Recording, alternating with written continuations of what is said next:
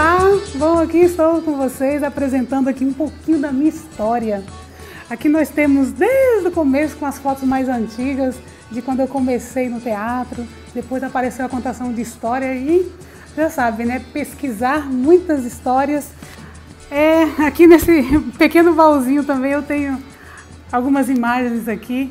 Vou dizer assim que a Alice Oliveira nasceu aqui nessa pequena cidade chamada Dracena, interior de São Paulo, especificamente aqui na Java Paulista.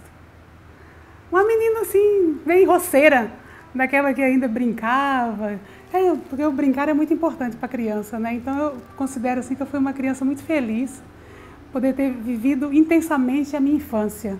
Saindo lá de São Paulo, vim parar aqui em Mato Grosso, terra que eu amo de paixão e já estou aqui mais de 2 décadas trabalhando com arte.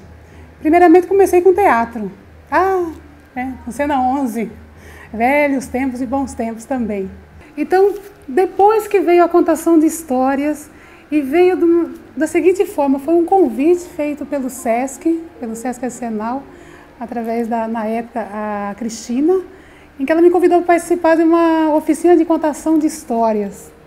E eu, com muita curiosidade, fui lá para saber o que era essa contação de história. E eu digo sempre hoje que meu primeiro mestre foi o José Mauro Brandt, em que eu participei de um curso extenso com ele, e aí comecei a me apaixonar pelas histórias. A partir daí, comecei a pesquisar essas histórias, e aí eu fiquei pensando em que histórias eu vou trabalhar.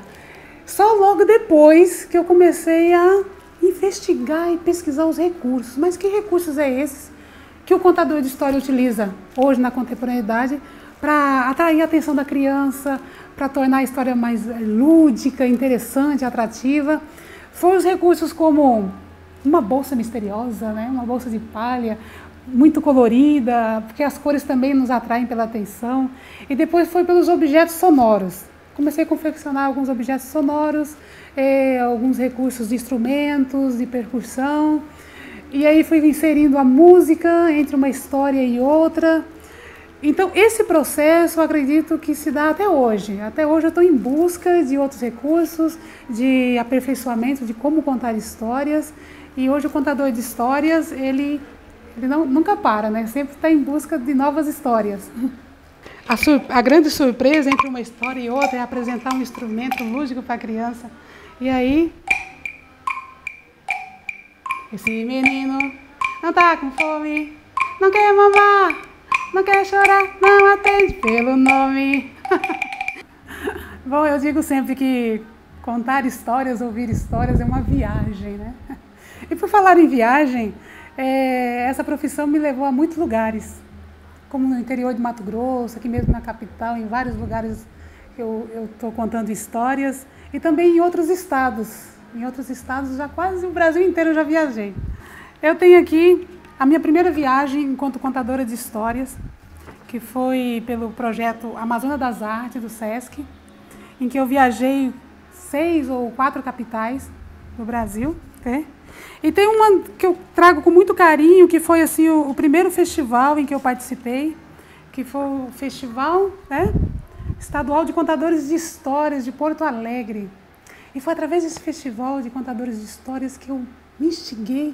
E chegando aqui em Cuiabá, eu falei assim, gente, eu tenho que trazer um festival aqui para Mato Grosso. É um festival de contadores de histórias, um encontro de contadores de histórias, por que não? E foi a partir daí que em 2012 nós promovemos aqui o Encontro Nacional de Contadores de Histórias. Contar histórias nos leva para o mundo da imaginação, para o mundo do faz de conta. E a imaginação, a criatividade, a ludicidade, nos alimenta também, como a arte em geral nos alimenta. Era uma vez uma lagartinha pequenininha que andava com muita fome.